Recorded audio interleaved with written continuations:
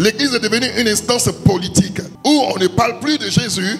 On parle de ce dont on est capable. On parle de l'organisation de notre communauté. Notre communauté est la meilleure. Notre pasteur est le meilleur. Notre groupe musical est le meilleur. Quand tu viens devant notre communauté, tu peux voir dans le parc auto des centaines de voitures. Mais l'église qui était sous la bâche, l'église qui était dans la chaleur, l'église qui était dans les bois, l'église qui était dans le sable, c'est la même communauté là qui t'a soutenu, qui a prié pour toi, qui a gêné pour toi. Mais aujourd'hui, tu es devenu administrateur, ministre, entrepreneur, chef d'entreprise. Tu n'es plus digne de reconnaître cette communauté qui a souffert pour toi. Quand tu souffrais, tu mangeais le garba avec ton frère en Christ. Quand tu souffrais, tu luttais les morceaux de gloire dans le placali avec ton frère en Christ, ta soeur en Christ. Mais aujourd'hui, tu n'es même pas capable de le reconnaître dehors. Quand tu le vois, tu tournes ton visage ailleurs. Zoko Ministry. Toi-même, Zoko, on se lutte d'abord sur ton nom, mais tu as venu un ministre dessus. Si le ministère t'appartient, Dieu ne travaille plus là-bas. C'est de l'orgueil. Ça te fait perdre ton originalité.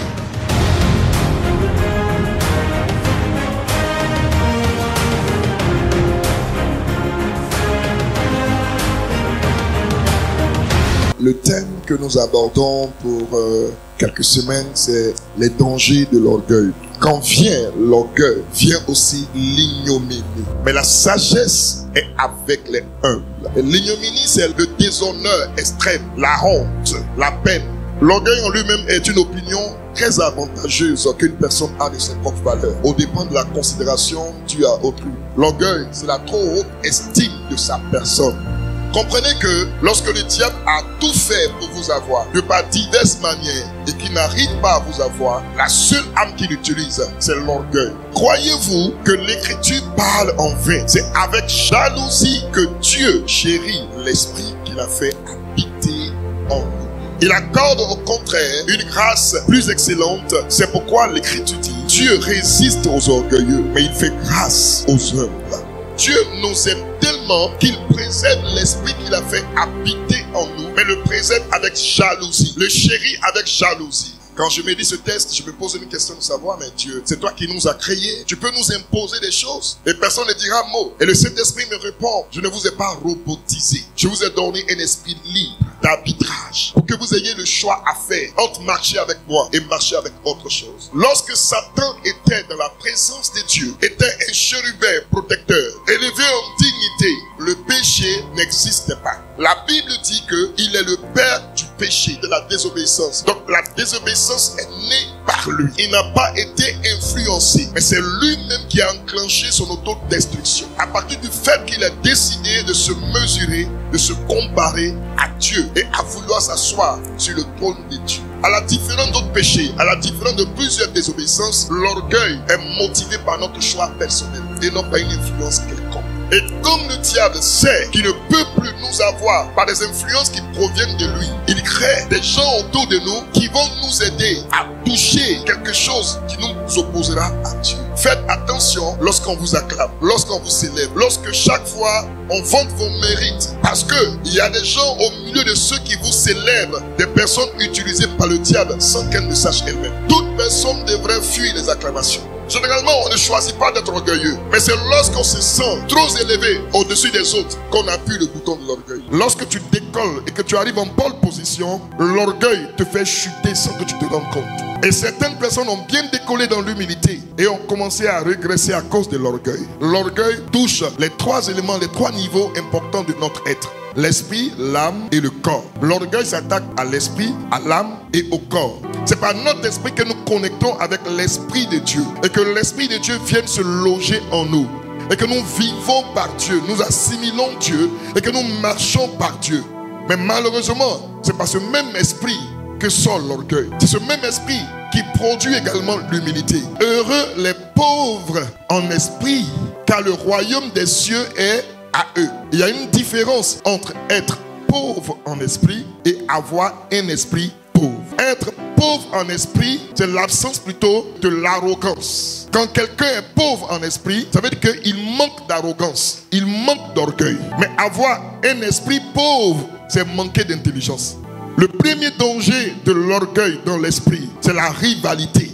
Quand l'orgueil se déclenche dans notre esprit, il nous conduit dans la rivalité, dans la compétition. Aaron plutôt et Marie murmuraient contre Moïse au sujet d'une femme éthiopienne. Parce que Moïse lui-même avait donné cette prescription de la part de Dieu qu'il était interdit de prendre une femme étrangère. La compétition va naître dans le cœur. La rivalité va naître dans le cœur face à celui que Dieu a établi pour les conduire. Dieu parle à Aaron et à Marie. Il dit, quand je vous parle à vous, c'est pas des visions, pas des songes. Mais lui, Moïse, quand je lui parle, c'est face à face. Vous n'avez pas compris, vous n'avez pas pris aussi le temps de venir lui demander pour qu'il vous explique. Et vous avez murmuré contre lui. Vous êtes mis en compétition contre lui. Moi, je lui parle face à face. Donc, il y a des choses que vous ne pouvez pas comprendre que je lui ai révélées.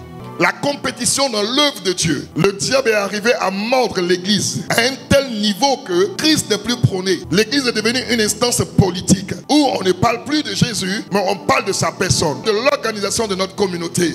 Notre communauté est la meilleure. Notre pasteur est le meilleur. Notre groupe musical est le meilleur. Quand tu viens dans notre communauté, tu peux trouver un bon frère, tu peux trouver une bonne sœur, tu peux trouver des chefs d'entreprise. Tu peux voir dans le parc auto des centaines de voitures. Notre communauté est une communauté béni de Dieu. La rivalité n'a pas commencé aujourd'hui. Depuis l'apôtre Paul, certains se réclamaient de Chloé, de Céphas, de Barnabas, de Paul. Mais pourquoi cette dispute? Pourquoi cette rivalité? Christ est-il divisé? Pourquoi chacun, au lieu de parler de Christ, parle de son pasteur, parle de sa communauté? L'orgueil est élevé, célébré, acclamé, jusqu'à aveugler les chrétiens.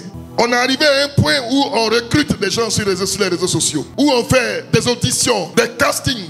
Écoutez, quand tu mets un casting sur un réseau social, pour dire il y a un casting de chanteur ou d'instrumentiste, le chanteur là, il est chanteur où? D'un maquis. La rivalité fait que on n'est plus prêt à aider l'église qui commence, qui débute. Parce que si elle se lève, on pense qu'elle va prendre ce qu'on appelle nos chrétiens. Si telle est la mentalité, ce n'est plus l'église de Jésus, c'est un lieu de commerce. Viens dans notre communauté, tu vas voir comment notre pasteur prêche. Viens dans notre communauté, tu vas voir comment notre pasteur est utilisé par Dieu. Mais le frère, il est dans sa communauté. La sœur, elle est dans sa communauté. Pourquoi tu ne nous dis pas, travaille bien dans ta communauté? Pourquoi tu n'es pas en train de prier pour elle, pour qu'elle puisse honorer sa communauté? La Bible dit, n'abandonnez pas vos assemblées. Mais pourquoi tu n'encourages pas la sœur dans son groupe musical? La plupart des grands chanteurs sont encore dans le monde. Donc si on a besoin des chantres, on va les évangéliser. On les transforme. La plupart des grands musiciens sont encore dans le monde. On va les évangéliser. On les transforme et les amène dans nos communautés pour qu'ils viennent servir Dieu avec nous. Mais on ne va pas prendre ceux qui appartiennent à d'autres communautés parce que la communauté où ils sont n'a pas les moyens financiers pour pouvoir prendre soin d'eux. Donc il faut présenter de l'argent pour les détourner. C'est de l'orgueil, c'est de la méchanceté, c'est de la sorcellerie, c'est du voyoutisme. Si tu as une communauté forte et que tu vois que la communauté en face est en train de débuter et elle cherche des moyens pour acheter des tôles, rien ne t'empêche de dire à l'église, est-ce qu'on peut faire une offrande pour l'église qui est à côté, pour l'aider à acheter ses tôles, pour l'aider à acheter son instrument? C'est ce que Dieu nous appelle à faire. Mais l'esprit de compétition fait que la considération qu'on attribue aux gens aujourd'hui n'est pas la présence du Saint-Esprit en cette personne, mais c'est le nombre de personnes qui le suivent. Quand la compétition, la rivalité s'installe dans le corps, le Saint-Esprit s'en va à cause de la rivalité. Il ne faut pas qu'il me dépasse. Il est arrivé à 800 membres. Moi, je suis encore à 700 membres. Ce n'est pas normal. C'est lui qui a dépassé. Quand il voit le petit en train de monter, il dit, il ne faut pas qu'il me rattrape. Le deuxième danger de l'orgueil dans l'esprit, c'est l'ingratitude. Elle te fait oublier ta source. Les 10 n'ont-ils pas été guéris? Pourquoi il n'y a que cet étranger? En fait, ça nous fait comprendre que la familiarité suscite l'orgueil quelquefois quand les gens sont bénis. Mais la plupart des gens qui honorent, qui considèrent, sont ceux qui n'ont pas pris le temps de bien connaître la personne. Et comme ils n'ont pas pris le temps de bien connaître la personne, ils connaissent Dieu au lieu de la personne, donc ils sont reconnaissants à Dieu. Mais ceux qui vous connaissent plus que Dieu, ils préfèrent décider de ce qu'ils doivent faire avec vous que de Dieu. La reconnaissance déclenche une autre grâce qu'on appelle le salut.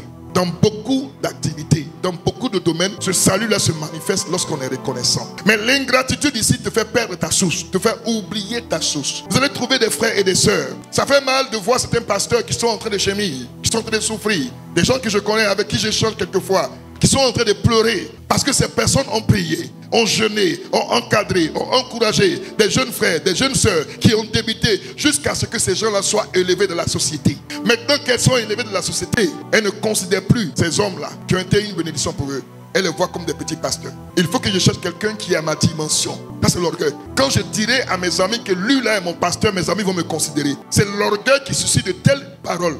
Je préfère marcher avec cet homme-là qui est bien connu, qui est bien visible, parce que si je dis aux gens que c'est lui là qui est mon pasteur, ils vont dire, hey, donc tu es le pasteur, le fils de lui là. Ils vont me respecter en fonction de mon pasteur. Mais l'église qui était sous la bâche, l'église qui était dans la chaleur, l'église qui était dans les bois, l'église qui était dans le sable, c'est la même communauté là qui t'a soutenu, qui a prié pour toi, qui a gêné pour toi. Mais aujourd'hui, tu es devenu administrateur. Aujourd'hui, tu es devenu ministre, entrepreneur, chef d'entreprise. Tu n'es plus digne de reconnaître cette communauté qui a souffert pour toi. Quand tu souffrais, tu mangeais le garba avec ton frère en Christ. Quand tu souffrais, tu luttais les morceaux de Claude dans le placali avec ton frère en Christ, ta soeur en Christ. Mais aujourd'hui, tu n'es même pas capable de le reconnaître dehors. Quand tu le vois, tu tournes ton visage ailleurs. Un homme de Dieu peut avoir plein de succès. Mais la réussite là, elle dépend de Dieu. Et souvent, tu commences à te comparer à celui qui était pour toi un père, un conseiller, un guide. Quelqu'un qui était pour toi un fortificateur. Tu commences à te comparer à lui. Tu te mesures à lui. Cet homme, dans la petite communauté où vous étiez 20, et aujourd'hui, avec ses prières, son enseignement, quelquefois, avec ses miettes qu'il partageait avec toi, aujourd'hui, tu es devenu un célèbre homme de Dieu. Tu oublies cet homme. Quand on te demande à la télévision qui est ton père spirituel, tu as même honte de prononcer son nom. Là où tu as grandi, là où on a fait tes premiers pas, tu oublies même de dire le nom. Tu penses faire du mal à qui? Quand tu oublies ta source, tu oublies ta fait. Beaucoup de pasteurs en Côte d'Ivoire quittent pour aller au Ghana, au Nigeria, à la recherche de pères spirituels. Et tu les entends dire que celui-là est mon père spirituel, mais tu ne l'as jamais vu. Tu ne l'as jamais salué. Il ne connaît même pas ton nom. Et tu dis, je suis le fils de tel, je suis le fils de tel. Tu es un menteur, c'est l'orgueil qui te fait mentir comme ça. Le gars ne te connaît pas. Lorsqu'on dit, je suis fils de quelqu'un, ça veut dire on a une relation. Il me connaît, je le connais. On partage, on échange. Il me donne des conseils et que j'applique. Quelquefois, je vais le voir pour prendre des conseils. Voilà quand on dit, celui-là est mon mentor, celui-là est mon père. C'est l'ingratitude qui te fait fuir ta communauté. Troisième danger de l'orgueil, c'est que l'orgueil pousse à enseigner de fausses doctrines. L'orgueil fait que les gens ne veulent plus la simplicité, ils ne veulent plus enseigner la simplicité de la parole de Dieu. Si on enseigne les choses claires aux chrétiens qu'ils comprennent clairement, on ne pourra pas les diriger comme notre proie. Donc il faut les maintenir dans l'ignorance pour qu'ils nous voient comme les dieux. C'est à cause de l'orgueil que les gens ne veulent plus enseigner le salut. Je te donnerai la révélation de ton ange gardien. Comment connaître ton ange gardien? Comment savoir qui est ton ange gardien? Écoutez, c'est l'orgueil qui suscite de tels égarements, de tels mensonges. Un ange ne peut pas te garder plus que le Saint-Esprit qui est en toi. Des doctrines des démons sont enseignées aujourd'hui. Ton cas est trop grave. Il faut immoler un taureau. Et il te dit, pourquoi les gens vont chez les féticheurs? C'est parce que les féticheurs dans la spiritualité ont compris ça. Quand quelqu'un te parle de spiritualité, il faut te méfier. Le mot là, malheureusement, a été volé par le diable. Parce que quand on parle de spiritualité, c'est tout ce qui a trait aux choses de l'esprit. Mais nous, on ne dit pas spiritualité. On parle du Saint-Esprit. Et vous allez remarquer que ceux qui enseignent les fausses doctrines, on ne peut pas les saluer. Ils ont un type de vénération.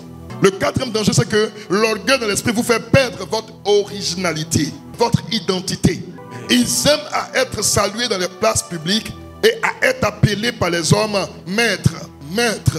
L'orgueil fait que toi-même, tu n'es plus sûr de comment tu t'appelles. Quand il y a très longtemps, je faisais le hip-hop, on m'appelait Slade, qui est la double puissance du laser. Donc, quand il passe, et puis on dit Slade, il dit yeah man. Voyez, ce nom-là me donnait une certaine valeur. Mais dans ça, la tique a dit qui Roland. Mais c'est comme si tu m'as blessé quoi. Pourquoi lui m'appelle comme ça? Mais c'est le nom que mes parents m'ont donné. Pourquoi lui ne me reconnaît pas dans ma dimension de Slade, qui est la double puissance du laser? Donc on faisait l'école missionnaire pour aller rapper au plateau. Et puis après à Trècheville, et la garde à Beaudoumé. Et puis maintenant là, et puis tout le monde regarde, ils sont contents. Comme dit Slade qui yeah.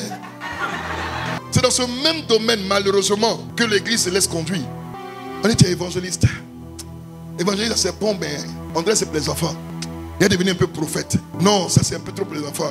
Maintenant, on a compris que tous les 5 ministères là, ça n'a plus de valeur. Maintenant, on s'appelait suprême, archevêque. C'est l'orgueil qui fait qu'on fait des titres pompeux. Certains s'appellent général. Tu es général de quelle armée? Toi, tu peux être général de Dieu. Méfiez-vous des titres que vous vous donnez. Ça fait que Dieu vous résiste. C'est pas parce que aux États-Unis ou en Angleterre tu as entendu ça, donc tu prends, tu copies. Qui t'a dit que tout ce qui vient de la bouche d'un Américain est de Dieu? Et audio, c'est là que tu entends Quadio Ministry, Yao Ministry, Maï Ministry. Le ministère appartient à Jésus. Ça ne t'appartient pas à toi. Le ministère signifie service. Service que l'on doit rendre pour Dieu. Mais à la vérité, qui rend service à Dieu? Ce n'est pas nous, hein. C'est Dieu qui se sert lui-même par mon canal. Yes. Les bras chiga là-bas.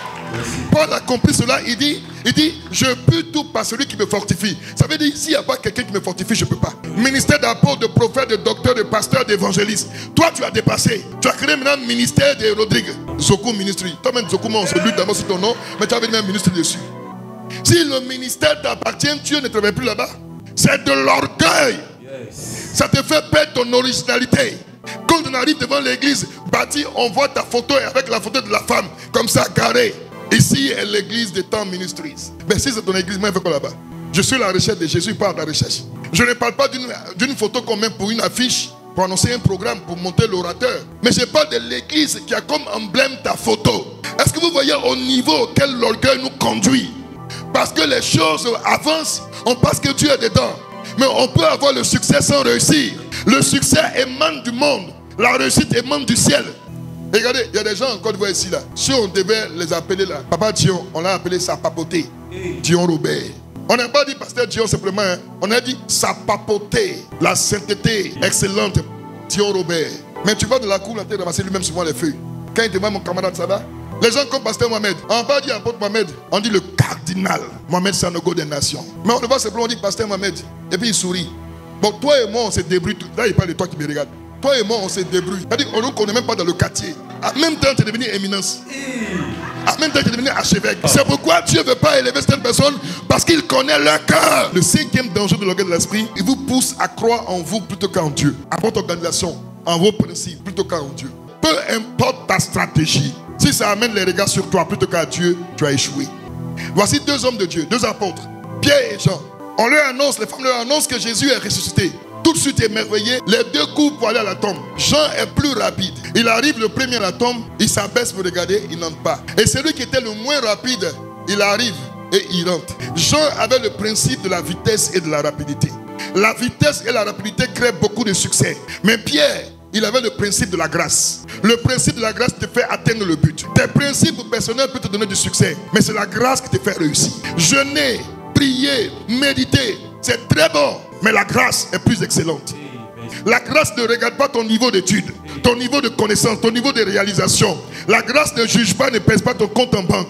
La grâce ne mesure pas par rapport à tes contacts. La grâce, lorsqu'elle t'a localisé, c'est le Saint-Esprit qui t'a localisé. Ne méprisez jamais les gens. Ne méprisez jamais les gens. Vous ne savez pas comment le Saint-Esprit travaille en eux. Ne méprisez jamais les gens. Ne les méprisez jamais en fonction de comment ils sont. Ne les méprisez jamais. Le sixième et dernier danger de l'orgueil dans l'esprit, c'est que l'orgueil te conduit à la chute. Il était célébré, élevé. On l'appelait As brillant, fils de l'aurore. Il était adulé. À un moment donné, il dit, attends, si j'ai cette position, c'est que je peux atteindre en haut. L'orgueil révèle quelquefois l'insatisfaction de la personne. N'enviez jamais les richesses, le succès d'un orgueilleux, parce qu'il amasse pour le jour où Dieu veut honorer celui qui est humble. Que le Seigneur nous bénisse. Amen.